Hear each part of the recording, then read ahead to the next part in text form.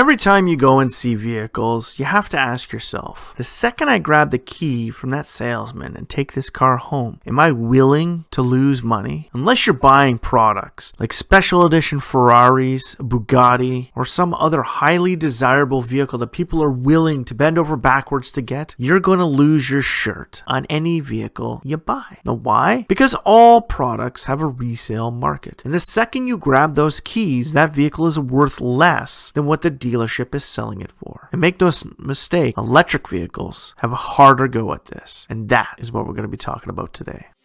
AutoLooks.net Autopod, streaming day or night, coming right at you, right here, right now.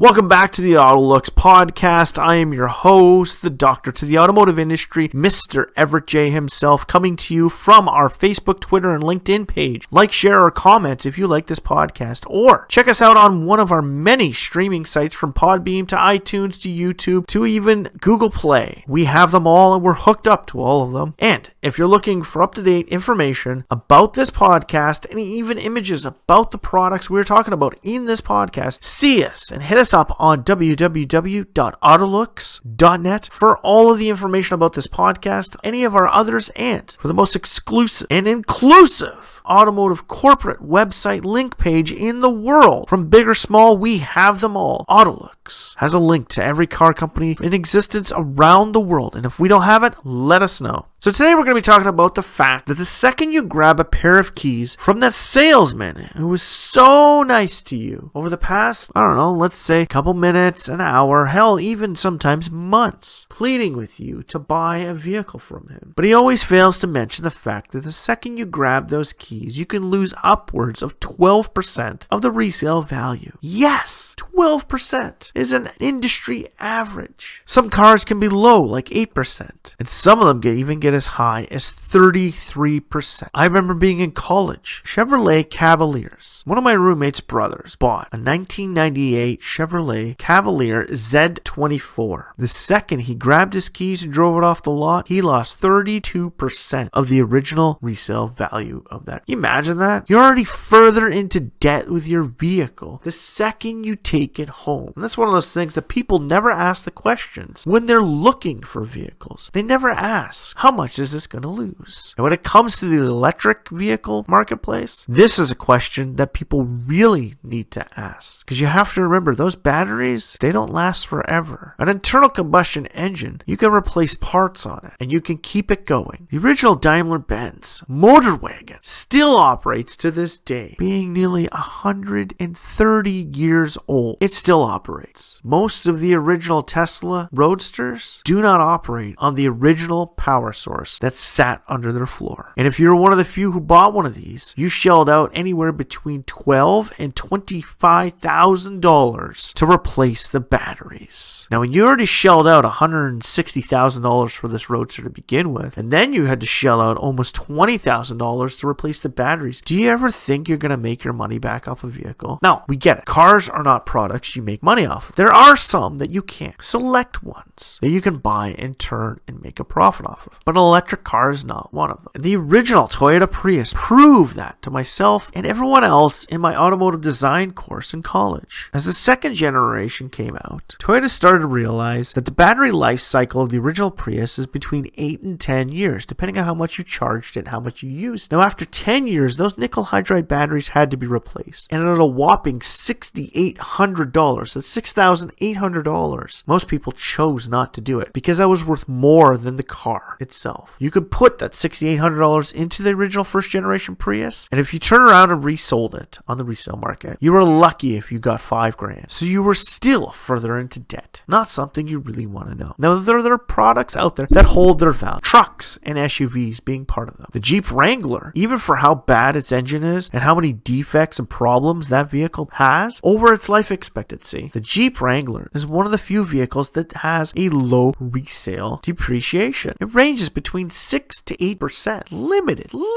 compared to an average General Motors product, which can lose between 15 to 30% of its resale value, excluding their trucks. Most trucks fall into the same category as the Wrangler, between 6 to 12% of their market. Get it, everything has a depreciation value with it. But when you consider the fact that electric vehicles, when they're getting to the end of the time, so let's say 10 years, in 10 years, an average person with an internal combustion engine vehicle will put about 20,000 kilometers on their vehicle. An average Canadian travels between 20 and 25,000 kilometers a year. I know, I'm one of them. I've put up to words of over 30,000 kilometers on vehicles. But an average person living even in a city environment will put upwards of 20,000 kilometers on the vehicle. So over 10 years, 200,000 kilometers. And when the average sedan is built to an industry standard of lasting 250,000 kilometers, you still have 2.5 years of life in that vehicle. Now, owning that Prius, you have that internal combustion engine. You still have 2.5 years off that internal combustion engine, which is its main power source. But its battery power source in the city, after 10 years, has to be replaced. Puts you out a whopping $6,800. That is cheaper than replacing the internal combustion engine. Now, with batteries coming down in price, and the fact that now Tesla is getting close to the end of the life cycle of the original Model S's, those prices have come down. But now replacing the Model S, the entire battery systems, you could shell out still between $8,000 and $12,000 to replace them. And if you turn around and sold that vehicle, which Tesla doesn't like you to do, you would never recoup your profit off of it. That vehicle is essentially in it to die. Now, reconditioning companies are taking these batteries from companies like Nissan, Toyota, and Tesla and turning them into second generation power sources for the electric vehicles. First generation Nissan Leafs battery systems, when they had to be replaced, they'll replace it and turn your battery into a power source which can be used to recharge your vehicle even in your own home. Most of these systems go out to big, massive fleet areas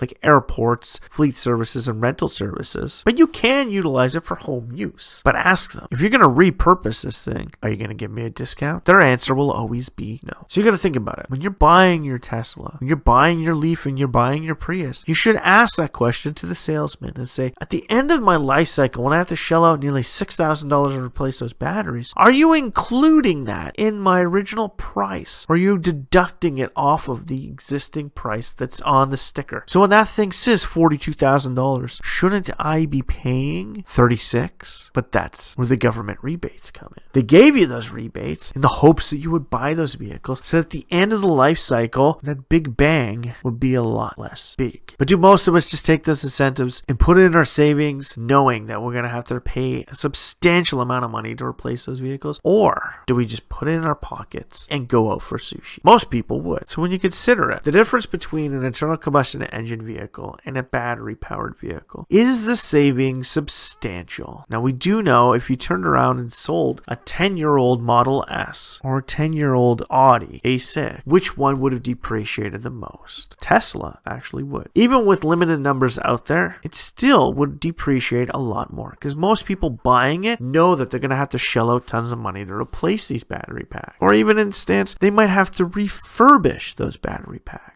But the one thing they never take into consideration when it comes to these battery packs, and most dealer lots don't even take into consideration, is operational usage. There are people that can get hundreds of thousands of miles out of battery packs compared to the next person. But that's only if you're using a smart charge system. You never let it fully drain, and you never max it out when you recharge it. Working the battery too hard will decrease its longevity. But unfortunately for us, most people that buy products don't know a single thing about them. Hell, today, 8 out of 10 people don't even know how to change a tire on a car. So do you really think they know how to properly maintain their battery system to get the maximized benefit out of it? No. So when you really consider it, the resale market for electric vehicles is really working against it. They cost more upfront, and really in the end, if you keep it for a long enough time, the cost to replace that battery pack nearly works out to the equivalent of proper maintenance on a vehicle. Now, there are benefits to the electric vehicles,